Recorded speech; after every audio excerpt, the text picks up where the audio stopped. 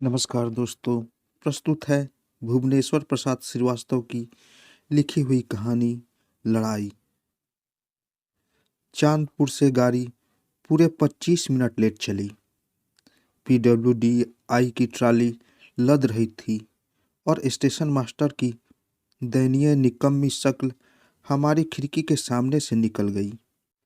खद्दर पोष ने अपना अखबार महारत से मोड़कर उससे हवा करते हुए खिड़की के बाहर मुंह निकाल लिया।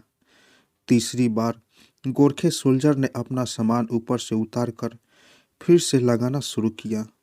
ऊंचे ऊंचे फौजी बैग जिसमें ताले लग सकते थे, पीले बेल बूटों वाला ट्रक जिसके बेल बूटे मैले हो चले थे, चमड़ी की पेटियों से बंधा हुआ बिस्तरा और नेपाली टोकरा। वह शायद छुट्टी से वापस जा रहा था। बंदूक पोंछकर उसे रखने के लिए वह धीरे धीरे बुदबुदाकर मंजिल और बर्स पढ़ रहा था। वह बंदूक इस तरह थामे था जैसे कोई दरिंदा हो जिसे जयफी ने पालतू बना दिया है। सिग्नल के इंतजार में गाड़ी हू हू करती हुई खड़ी हो गई और पूरा डिब्बा गुनगुना उठा। बाहर दूर के दरख्त घने नीले होकर छोटी पहाड़ियों की तरह मालूम होते थे। गाड़ी की रोशनी अभी नहीं हुई थी। खद्दरपोश ने पूरा पूरा झुककर बाहर झांका और फिर जैसे अपने आप से कह दिया, सिग्नल नहीं है। कोने से स्टूडेंट ने अपनी खुश्ती हुई अड़चन ताक कर अपने सिर के नीचे रख ली और छत की तरफ एकटक देखता हुआ धुएं के छल्ले बनाने लगा। वह विदूषकों की तरह विचित्र मुंह बनाता था। कोई अच्छा लगा बन जाने पर वह सामने वाली बेंच के कोने पर बैठी हुई महिला की तरफ विजय के साथ देखता था। महिला का पति ऊँघ गया था, पर गाड़ी के रुकते ही वह चौंक कर जगे रहने की कोशिश कर रहा था। चुपचाप बैठे हुए बच्चे की तरफ 1 मिनट घूरकर उसने अपनी स्त्री से एक बारगी पूछा, इंदर की बहू का बप्पा बई होगा?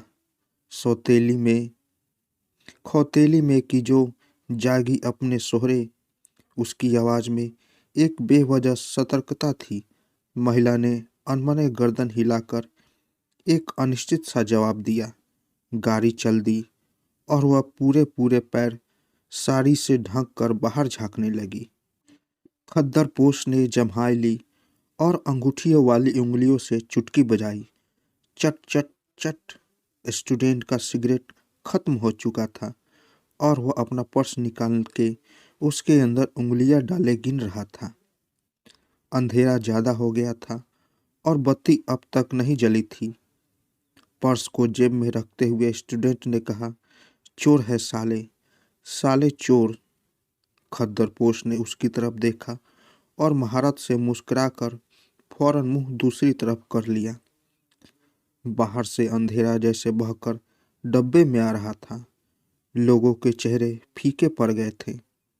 सोल्जर ने अपना बिस्तरा बिछा लिया था और अब फट फट उसकी सिकने मिटा रहा था। लड़का बेंच पर खड़े होकर उसकी तरफ अजीब लालसा से देखने लगा। बिस्तरा ठीक कर सोल्जर ने लड़की की तरफ देखा। वह उसे और उससे ज्यादा उसकी माँ को हंसाने की कोशिश में भाड़ों सा मुंह बना रहा था। खद्दरपोश ने आखिर पूछा, तुम कौन रेजिमेंट में हो? 146 गुरहा राइफल। सोल्जर वैसे ही बच्चे से उलझा हुआ था। कहाँ है तुम्हारा रेजिमेंट? मऊ कैंट में। लड़ाई होने वाली है, स्टूडेंट ने सिगरेट जलाते हुए कहा। खद्दरपोश फिर महारत से मुस्कुराया। महिला का पति, जो फिर ऊँघ सा गया था, जगकर हंसने लगा। लड़के को खिड़की से खींचकर बैठाते उसने महिला से कहा, देवी, सर धरने वाले ने मेरठ में घास का ठेका लिया है। महिला ने गंभीर मुंह बनाए कमर खुजलाते हुए कहा, हाँ। सोल्जर बोल रहा था, वह हाल में पेंशन पा जाएगा। मैं था दरबार सिंह की रेजिमेंट में। दरबार सिंह, वही जिसे विक्टोरिया क्रॉस मिला था। महिला का पति ने कहा, लड़ाई हुई तो देवी बन जाएगा बड़ा साहब। सबसे बड़ा कर्नैल मेहरबान है, जो महिला ने झांकते हुए कहा। अब लो फौज का ठीका, मजा तो अब है। सोल्जर अपने छोटे छोटे पीले झुर्रीदार हाथ हवा में फहराकर कुछ कह रहा था। इन्हीं स्थानों में सन 14 में 4 राष्ट्रों ने एक राइफल थमा दी थी कि वह अपने ही जैसे 2 हाथ पैर वालों जानवरों का शिकार करे। महिला ने कुछ चमक से भर्त्सना की। डले धरे हैं इस गांधी जी की वर्दी में। गांधी ने तो अपनी मिलें खड़ी कर ली। बच्चा डिब्बे में भर में घूम घूम कर खिड़कियों को बार बार गिन रहा था। खद्दरपोश ने उसे अपने सामने से हटाकर महिला की तरफ देखा और फिर महाव्रत से मुस्कुराया। स्टूडेंट ने जोर से कहा, लेकिन तुम किस लिए लड़े थे?